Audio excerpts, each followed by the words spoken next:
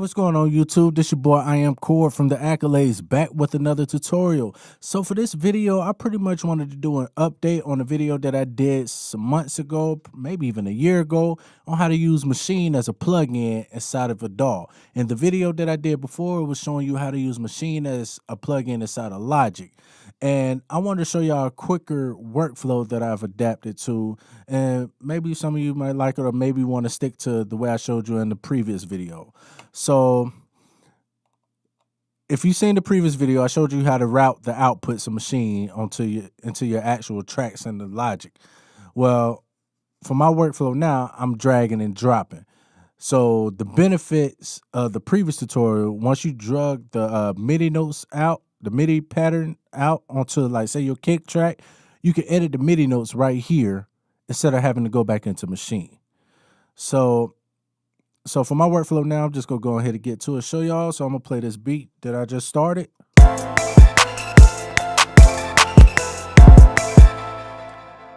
And if you hear any clicking and popping, it's because I got ScreenFlow and Studio One up and running. And like I said, this tutorial does work in Studio One, Logic, Cubase, FL, whatever you like to use that allows you to use Maschine as a plugin. So say I got this kick and I got this clap, pretty much all my little percussive instruments that I'm ready to drag out of Maschine.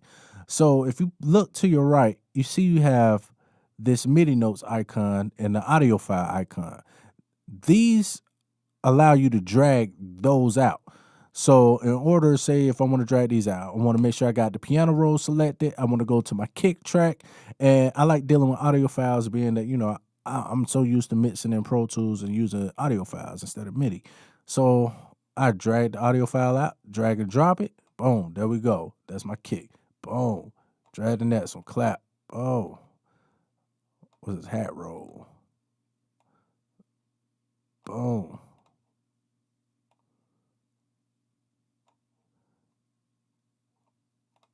There we go. So now I'm about to mute these right here.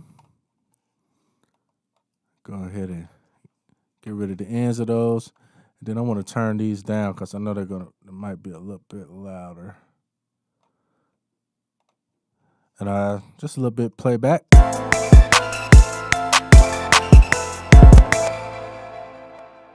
Let's see, we have that. So now, what I do, you know, like I'm arranging, go ahead and duplicate everything. It works for me a lot. So now here's the thing.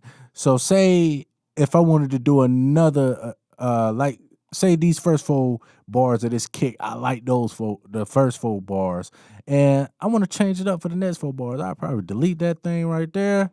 Go back into Maschine, hold Option, drag this kick track down, just duplicate it, get rid of the previous MIDI data, and I go back in here, play another MIDI pattern, drag that thing on out, drop it right here, and be on my way.